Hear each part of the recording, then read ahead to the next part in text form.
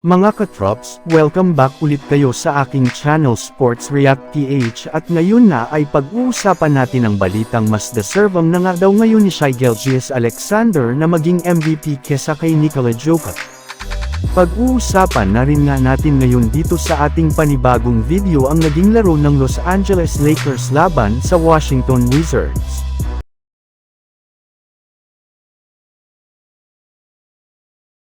Sa tuwing natatalo nga mga katrops, ang Oklahoma City Thunder sa kanilang mga laro ay agad-agad na rin naman nga sila na nakakabawi matapos sila na manalo sa kanilang last game laban sa Brooklyn Nets.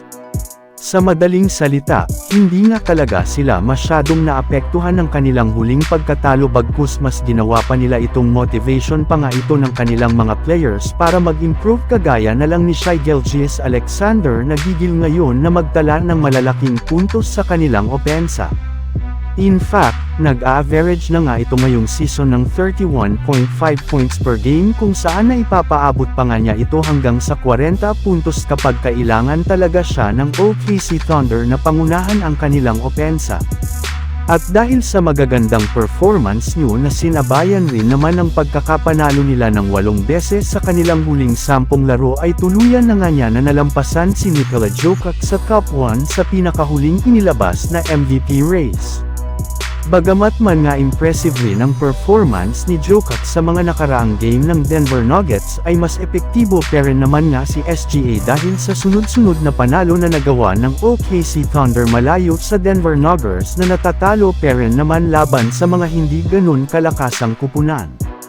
Samantala pumunta naman tayo sa ating sunod na pag-uusapan ngayon sa naging laro ng Los Angeles Lakers laban sa Washington Wizards. Matagumpay nga mga katrops, ang Los Angeles Lakers na maipanalo ang kanilang game ngayong araw laban sa Washington Wizards sa score na 111-88 sa pangunguna ng kanilang mga superstar na sina Anthony Davis na nagtala ng 29 points, 16 rebounds at 5 assists sa kanyang 14 out of 22 shooting sa field goal at si LeBron James na nagtala rin naman ng triple-double na umabot ng 21 points, 10 rebounds at 13 assists sa kanyang 8 out of 18 shooting kasama na dyan ang kanyang alley-oop poster dunk kay Jonas Valanciunas na pinagkaguluhan talaga ng napakaraming mga fans at analyst. Bukod rin nga dyan ay nakagawa rin naman nga ito ng bagong record ngayong araw kung saan nalampasan na nga po niya si Scottie Pippen sa pagiging ikapito sa may pinakamaraming nakuhang steal sa history ng NBA. Maliban rin nga mga katrops, kay LeBron James at Anthony Davis ay nag-step up rin naman nga dito ang iba nilang mga flowers na sina Austin Reeves na kumuha ng 16 points at si Dorian Finney-Smith na nagtala rin naman ng 16 points, 2 rebounds, 4 3-pointers sa kanyang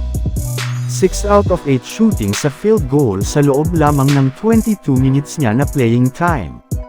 Yes, ito na nga ang kanyang best game sa Lakers simula nang maging parte siya ng kanilang kupunan. So yun lang nga mga katrops ang handog ko sa inyong storya ngayong araw. Sana nag-enjoy kayo. Please like and subscribe my YouTube channel Sports React PH para sa iba pang storya at update patungkol sa NBA. Kita-kits muli sa ating susunod na video.